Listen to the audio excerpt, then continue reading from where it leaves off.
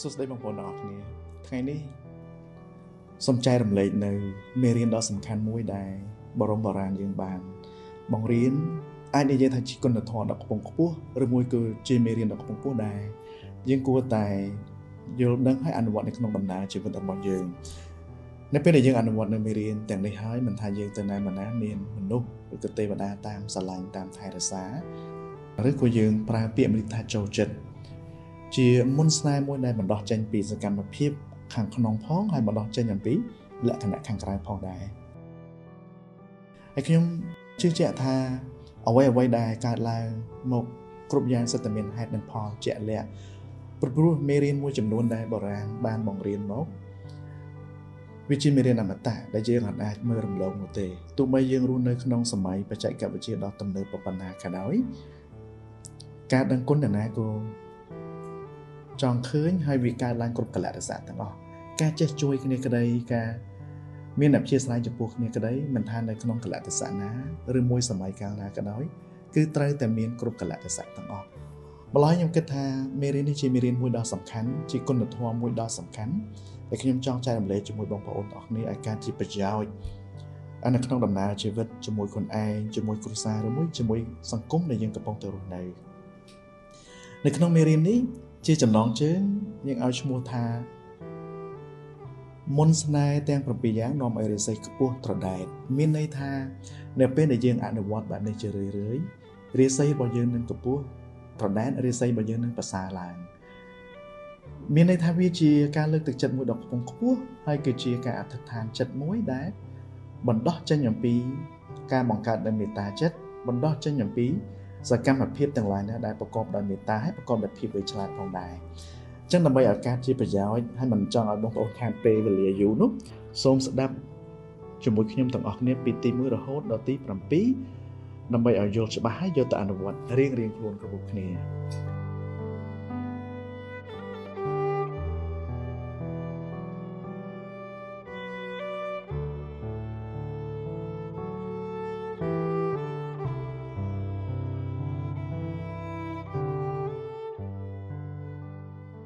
ទី1រៀនដឹងគុណពាក្យដឹងគុណនេះបើយើងគិតទៅសាមញ្ញទេ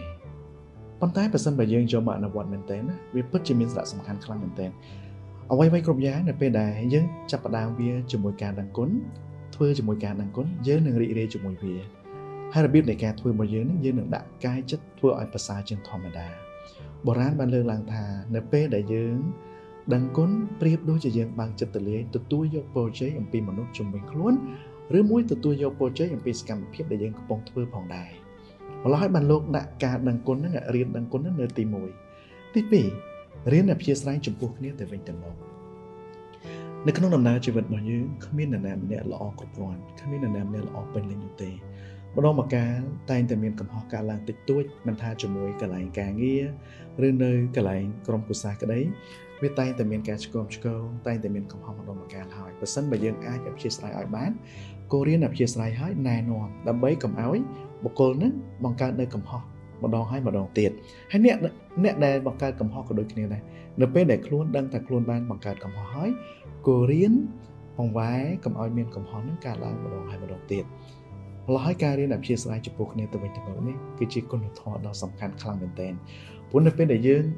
អព្យាស្រ័យឲ្យគេបានមានន័យថាយើងក៏អព្យាស្រ័យឲ្យខ្លួនឯងដែរនៅពេលដែលយើងឲ្យអភ័យគេបានក៏មានន័យថាយើងក៏រៀនឲ្យអភ័យខ្លួនឯងផងដែរពីព្រោះនៅកន្លែងនេះសំខាន់ខ្លាំងណាស់ណាមេរៀនទី2នេះ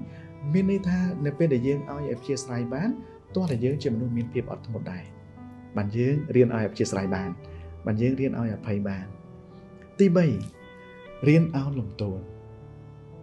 ខ្ញុំបានចាំពាក្យលោកតារបស់ខ្ញុំបានបង្រៀនថាដាក់ខ្លួនឲ្យទាបរៀបរឹកឲ្យខ្ពស់នៅក្នុងកន្លែងនេះមានន័យថាទៅណាមកណាក៏ដោយត្រូវរៀនរក្សានៅក្តីថ្លៃថ្នូររបស់យើងឲ្យបានច្រើនចេះរៀនអោនលំទោនចំពោះចាស់ទុំរៀនអោនលំទោនចំពោះរៀមច្បងគេអ្នកដើមមុនគេដឹងច្រើនជាងយើងម្ល៉េះហើយក្នុងកលៈទេសៈខ្លះយើងក៏រៀនអោនលំទោនដើម្បីរៀនសូត្រអំពីមនុស្សជុំវិញខ្លួនរបស់យើងរៀបរឹកឲ្យខ្ពស់កន្លែងនេះមិនមែនមានន័យថាអំនួតទេប៉ុន្តែរៀបអត្តចរិតរៀបកិរិយារបស់យើងឲ្យបានប្រសើរក្នុងការធ្វើការតំណាក់តំណងជាមួយមនុស្សជុំវិញខ្លួនក្នុងការធ្វើការជាមួយមនុស្សជុំវិញខ្លួនហើយសុភាសិតបុរាណរបស់យើងមួយដែរ យើងតែងតែលើជាញឹកញាប់ខ្លាំងមែនទែនលោករំលឹកថា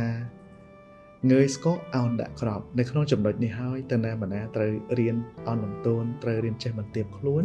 តើកណាយើងអំនួតតើកណាយើងក្អេងក្អាងពេកយើងនៅអត់បានយូរទេនៅអត់បានយូរមានន័យថាលើកទី1គេគោរពយើងគេអត់តម្លៃយើងបើលើកទី2គេលែងចង់និយាយជាមួយយើងទៀតហើយទី4រៀនជួយគ្នាទៅវិញទៅមកអ្វីៗគ្រប់យ៉ាងដែលយើងទទួលបានពីពិភពលោកយើងទទួលបានពីមនុស្សជុំវិញខ្លួនមិនមែនន័យថាមានតែយើងម្នាក់ឯងទេដែលអាចធ្វើបានមានន័យថាមានក្រុមគ្រួសាររបស់យើងមានក្រុមការងាររបស់យើងមានមនុស្សជុំវិញខ្លួនដែលជួយជ្រោមជ្រែងយើងទៅវិញទៅមកម្ល៉េះហើយការដែលចេះជួយគ្នាទៅវិញទៅមកនេះវាជាកត្តាមួយដ៏សំខាន់ការដែលចេះជួយគ្នាទៅវិញទៅមកនេះគឺជាការបណ្ដោះនូវមេត្តាចិត្តផងដែរដើម្បីឲ្យយើងមានសមត្ថភាពក្នុងការជួយអ្នកដែលត្រូវការជំនួយពីយើងនៅក្នុងក្រុមការងាររបស់យើងក៏ដូចគ្នា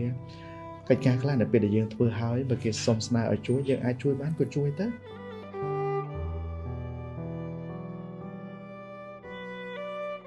ទី5រៀនតស៊ូជាមួយខ្លួនឯងតស៊ូជាមួយធម្មជាតិតស៊ូជាមួយការងាររបស់យើង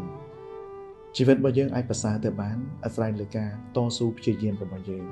តែកាលណាយើងខ្វះការតស៊ូខ្វះការព្យាយាមហើយអ្វីៗគ្រប់យ៉ាងมันអាចទៅដល់កន្លែងដែលយើងចង់ទៅនោះទេតស៊ូអត់ធ្មត់ធ្វើម្ដងហើយម្ដងទៀតលើកទី1អាចបរាជ័យលើកទី2អាចបរាជ័យលើកទី3អាចប្រសើរបើសិនបើយើងដួល3ដង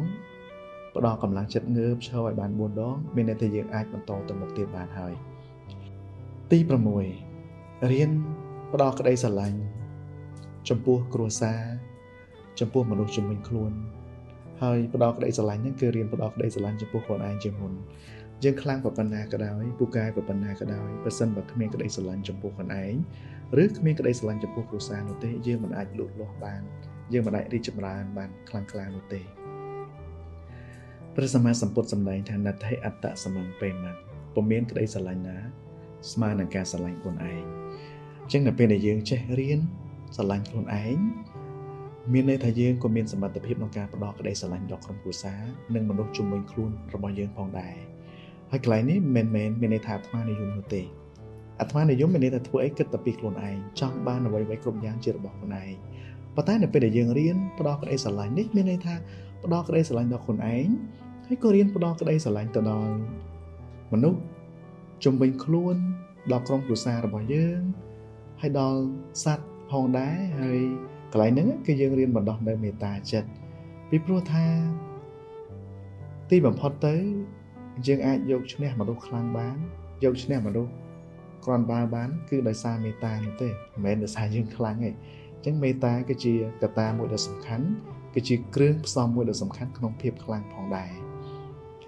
ទី7ចុងក្រោយដ៏សំខាន់គឺរៀនបណ្ដោះនៅមុទិតាចិត្តជាប្រចាំនៅពេលដែលយើងបណ្ដោះនៅមុទិតាចិត្តជារឿយៗទៅវាធ្វើឲ្យយើងមិនឈឺក្បាលមិនវិលមុខមានភាពឯកាច្រើននៅក្នុងចំណុចនេះមានន័យថានៅពេលដែលយើងបណ្ដោះនៅភាពសាទរចំពោះមនុស្សជុំវិញខ្លួនឃើញគេបានប្រសើរឃើញគេបានជោគជ័យក៏បានចិត្តត្រេកអរក៏បានចិត្តរីករាយជាមួយភាពប្រសើរភាពមានបានរបស់គេទៅអញ្ចឹងធម៌ពលឬក៏សេចក្តីល្អនឹងការឡើងចំពោះយើងប៉ុន្តែបើសិនបើយើងចំណែននឹងមានរឿងការឡើងអត់នៅពេលដែលបុគ្គលណាម្នាក់គាត់ប្រសើរជាងយើងគាត់បើជាងយើងចំណែនយើងផ្ញើចេញទៅនៅចិត្តចំណែនណាយើងខាត់បងច្រើន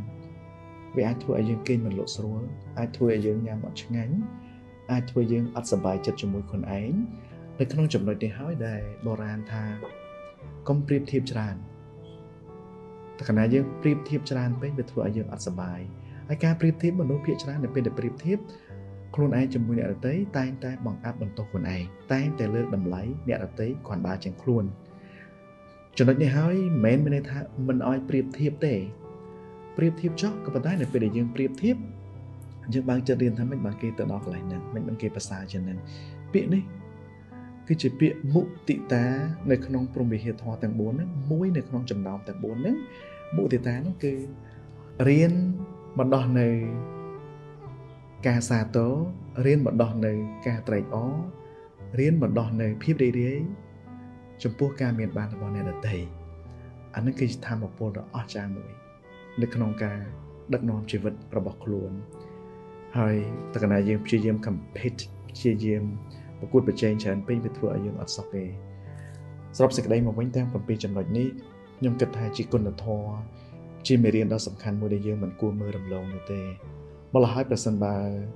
បងប្អូនអនុវត្តនៅគុណធម៌ទាំង7នេះជារឿយៗនៅក្នុងដំណើរជីវិតទៅណាមិនណានឹងមានមនុស្សគោរពស្រឡាញ់រាប់អាន